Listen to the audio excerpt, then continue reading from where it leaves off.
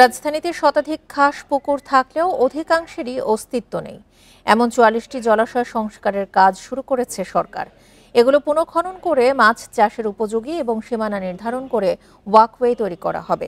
সকালে কেরানীগঞ্জে পরিবেশ, বন ও পানি উপদেষ্টা সৈয়দা রিজওয়ানা হাসান এই কর্মসূচির উদ্বোধনে বলেন, টেকসই পরিবেশ নিশ্চিতে জলাশয় সংরক্ষণের বিকল্প নেই। দেখে বোঝার উপায় নেই যে একসময় এটি ছিল পুকুর। কেরানীগঞ্জের আটি দাড়িপাড়া এলাকার পুকুরটি এখন আবর্জনা স্তূপ। পলিথিন ব্যাগ, বাসাবাড়ির ময়লা আবর্জনা ফেলায় পরিণত হয়েছে ভাগাড়ে। জেলা প্রশাসকের তালিকায় এটি খাস পুকুর। সরকারি খতিয়ান অনুযায়ী ঢাকায় এমন ১১৩টি খাস পুকুর রয়েছে। এর মধ্যে ৪৪টি প্রথম পর্যায়ে সংস্কারের উদ্যোগ নেওয়া হয়েছে। শনিবার দাড়িপাড়া সরকারি প্রাথমিক বিদ্যালয়ে খাস জলাশয় সংস্কার কাজের উদ্বোধনে বক্তারা বলেন, রাজধানীর পুকুর জলাশয় সীমানা নির্ধারণ, দখলদারদের উচ্ছেদ করে পুনঃখনন ও পাড় বাঁধাই করবে সরকার। হাঁটা চলার জন্য ওয়াকওয়ে এবং বৃক্ষরোপণের পরিকল্পনা জেলা প্রশাসনের।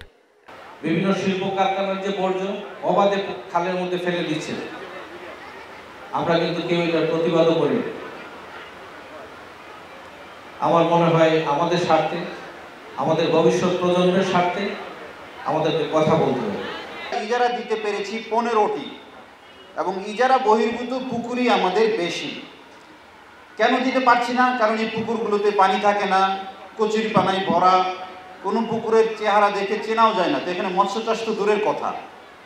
সুতরাং আমাদের টার্গেট হচ্ছে ইজারা দেওয়া হচ্ছে না, মৎস্য চাষ করা যায় না, এই পুকুরগুলোকে প্রথম পর্যায়ে এরকম ৪৪টা পুকুর আমরা সিলেক্ট করেছি। পরিবেশ, বন ও পানি মন্ত্রণালয়ের উপদেষ্টা বলেন, খাস জলাশয়গুলো উচ্চ মূল্যে ইজারা দেওয়া হয়।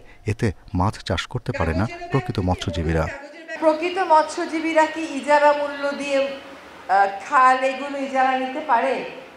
সেটা তো একটু চিন্তা করে দেখার ব্যাপার আছে।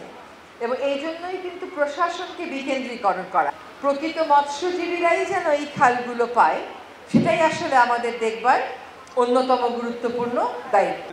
ঢাকা জেলার বাইরেও উপজেলা পর্যায়ে আরও 137টি খাল আছে। দ্রুত এসব জলাশয় দখলদারদের কাছ থেকে উদ্ধার করে খনন ও সংস্কারের তাগিদ পরিবেশবিদদের।